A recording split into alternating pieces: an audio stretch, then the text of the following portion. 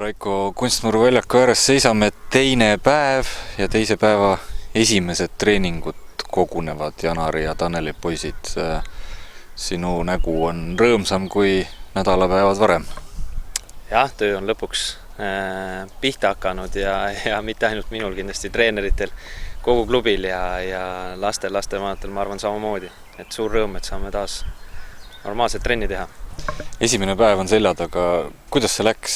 Oli ju tegelikult treeneritel ja noortetööjuhil tööd ikka väga meeletult ja see tuli väga lühikese ajaga ära teha, see ettevalmistustöö, et treeningut saaks alustada.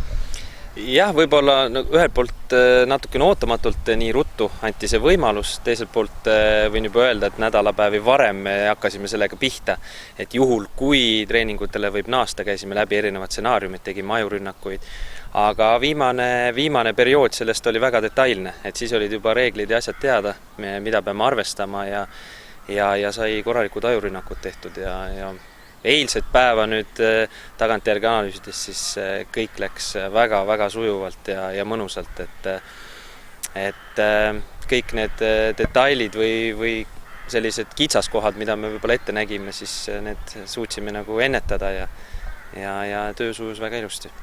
Teisel päeval on tekkinud juba väike rutiin, eriolukorra rutiin. Jah, kas nüüd just seda, aga eks kõik grupid ei saanud veel eile ka treeningule, nii et eks seda nüüd järgnevad päevad kõik näitavad, et detailselt analüüsime igat trenni, kogu seda protsessi ja siit saamegi nagu neid korrektiive teha, kui nagu vaja peaks minema, et oleme nagu kõigeks valmis kogu aeg. Hetkel nüüd jalgpallikool on täistuuridel tööd alustanud, kõige väiksemad veel ootavad oma korda. Jah, ka nendega oli eile treener Rainil siis videokoosolek, väga suures osaluses võeti osa sellest ja sõnum üldpildis oli selline, et kõigil oli ülimalt hea meel oma treenerit näha lastel ja enamus ikkagi ootavad väga trennitulekut, et nemad siis panevad sedasi koos lastevanematega siis paika selle, kuidas, millal ja mismoodi nagu treeningutega pihta hakata, aga seal on huvi väga suur samamoodi. Avalikkusele väike sõnum, linnavalitsus lubas meil selle staadioni lahti teha, esialgu hoiamegi seda jalgpallikoolile ainult ja inimesi nii-öelda väljastpoolt jalgpallikooli harjutama staadionile praegu puhtalt ohutuse eesmärgil ei luba. Jah, et see ei ole ka meie teha, et see on linna poolt ette kirjutatud, nii et ja samas hommikust hakkame pihta, esindusmeeskonna treeningud, kohe otsa tulevad noortegruppide treeningud, ega siin seda vaba aega tegelikult väga ei olegi, et need väljakud, kui rääkida nüüd sellest, kuidas me oma tööd siis teeme, siis taamal on ka näha, et meil on tegelikult üks vanusegrupp korraga täna treeningul, terve väljak on nende päralt, väljak on jaotatud 2, lapsed tulevad erinevast sissepääsust sisse ja väljuvad samamoodi ja mõlemal grupil siis üks treener, et maksimaalselt 9 last pluss treener siis ja eile oli ka siis see olukord, kus Kaimar Saagi võistkonnast tuli rohkem kui 2 grupi jagu, nii et siis jaotati ka väljak 3, oli 3 treenerit kohe valmisolekus, nii et kõik on sujunud täpselt reeglite päraselt. Peetakse silmas seda nii-öelda ruutmeetrite nõuet lapse kohta? Seda peetakse silmas 2+2 reeglit, desinfitseerimised, kõik enne trenni, pärast trenni, kõik vahendid käiakse üle, et oleme hästi sellised ohutust silmas pidades ja reeglid silmas pidades nagu väga kohusetundlikud, ütleme siis nii. Just, ja siit sõnum ka tegelikult ju jalgpallikooli lastele ja lapsevanematele, et meie teeme nii nagu peab, see, et võib-olla kusagil mujal jääb silma, et asjad päris nii ei käi, nagu reeglid ette näevad, siis meie siin allahindlust teha ei saa, liiga palju on kaalul. Jah, et see kehtib nende selle eriolukorra ja reeglite kohta üleüldse, aga meie selline filosoofia on olnud ju kogu aeg selline, et me keskendume oma tööle ja teeme siin nagu alati nagu maksimumi, et me nagu ei selle koha pealt nagu ei leia nagu, et see oleks konkurents või võrdlus kellegi teisega, et meie soov on anda endast kogu aeg maksimum selleks, et need lapsed ja täiskasvanud sooviksid siin käia, nad tunneks ennast turvaliselt, nad tunneks rõõmu, neil oleks eneseteostus siin ja võimalus areneda, et see on see, mida me kogu aeg millele me tähelepanu pöörame. Neil hetkedel peaks jalgpallikooli lapsevanemate kirjakastidesse, e-postkastidesse potsatama üks kiri sinu poolt. Panid seal päris südamest, millest sa rääkisid?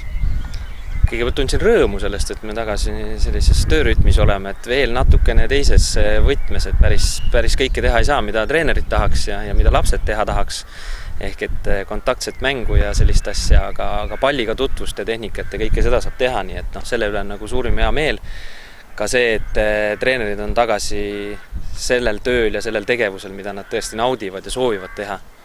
Et need on sellised head rõõmusõnumid kindlasti. Aga see peamine informatiivne on see, et klubi juhtkond otsustas, et aprillikuus eest me siis lastevanematele arveid ei edasta. Et tunneme siiski täna, et see võib-olla ei ole nagu päris aus, kuna treeninguid nagu tavarütmis nagu teha ei saanud. Et arve väljastamine võib-olla olekski nagu kõikidele perele selline kohustus või nõue, aga me nagu pigem siis usume ja loodame oma klubi pere kokkuhoidvale suhtumisele ja sellisele, et lapsevanemad, kellel vähegi võimalik, ikkagi toetavad oma klubiga aprillikuu eest, sest võin nagu uhkusega öelda, et treenerid tegid ikkagi maksimumiga ka sellel perioodil, kus ühistreeninguid ei toimunud, et see ei olnud treenerite jaoks mingisugune puhkus, et pigem oli see vaimselt raske ja oli väljakutsuv, aga kõik andsid antud olukorras endast maksimumini, et me nõuet arve edastamisega ei pane lastevanematele küll, aga siis jääme lootma sellele, et nad mõistavad, et see õppemaks, aastaringi õppemaks on see, mis meid tegelikult elus hoiab, tänu millele me oma seda tööd saame nii kvaliteetselt teha, nagu me teinud oleme ja veel kvaliteetsemalt ka edasi teeme. Iga ühe vabatahtlik panus on sammuke selle poole, et kärpekäärid jääksid välkumata.